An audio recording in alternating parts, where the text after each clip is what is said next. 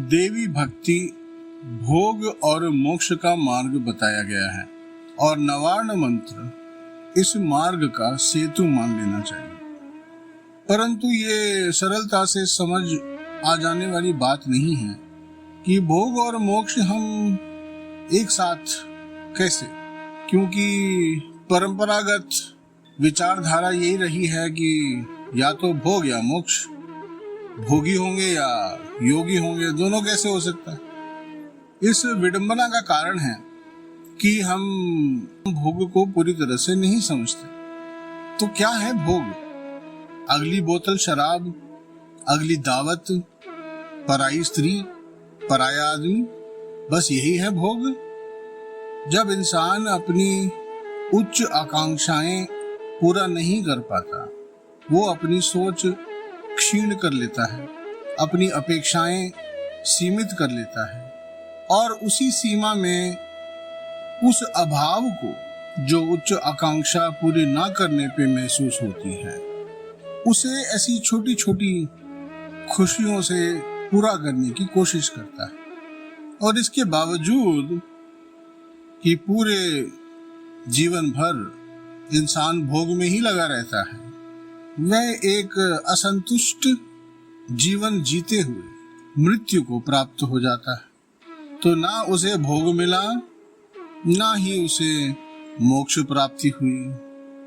तो ऐसे में ये बात समझ लेना सही मालूम पड़ता है कि मोक्ष का मार्ग भोग के मार्ग से विपरीत ही होगा। देवी प्रकृति उस पर ब्रह्म परमात्मा की अर्धांगिनी, उनके होने का प्रमाण भी है। उस पर ब्रह्म परमात्मा को नहीं जान सकते, उनके आविर्भाव से, चेष्टाओं से, हरकतों से, गुणों से उन्हें जाना जा सकता है। और जो सब कुछ मुमकिन होता है शक्ति के कारण। क्यों? क्योंकि शक्ति निर्गुणा सगुणा दोनों है। सारे कारणों का कारण कहा गया उन्हें। और देवी भक्ति से सृष्टि, मानव जीवन, अस्तित्व, संसार, इन सभी चीजों के बारे में ज्ञान, समझ, अनुभूति प्राप्त होती है और गहराती चली जाती है। नवार्ण मंत्र का 3 बीज मंत्रों के बाद आने वाला जो शब्द है चामुंडा, वो देवी का नाम भी है, मंत्र भी है। तो क्या है चामुंडा? सृष्टि के शुरुआत में 2 दानव भाई, जिनका संहार करने के लिए देवी का प्राकट्य हुआ, और उनके साथ के 2 योद्धा दानव, बड़े पराक्रमी और शक्तिशाली, चंड और मुंड। चंड जो सिर्फ एक सर था बिना शरीर वाला, और मुंड सिर्फ एक शरीर बिना सर वाला। इन दोनों का संहार करने के कारण देवी शक्ति का नाम चामुंडा पड़ गया। तो अगर हम मनुष्य जीवन में भी देखें, अपने ही जीवन को ले लीजिए, ये चंड मुंड हम ही में मौजूद हैं। जो हम सोचते हैं वो हम करते नहीं, जो हम करते हैं उसके बारे में सोचना ही पसंद नहीं करते। आप कितने भी नेक ख्याल रख लो, आपके विचारों का यह शरीर साथ नहीं देता तो आप चंड हो गए।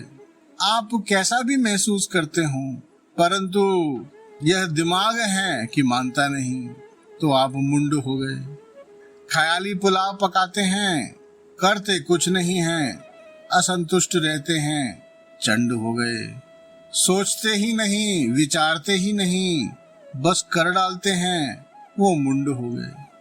तो चंड मुंड दोनों का जब तक वध नहीं होगा, तब तक न भोग मुमकिन होगा, न मोक्ष ही प्राप्त हो सकता है। ओम ऐं ह्रीं क्लीं चामुंडायै विच्चे।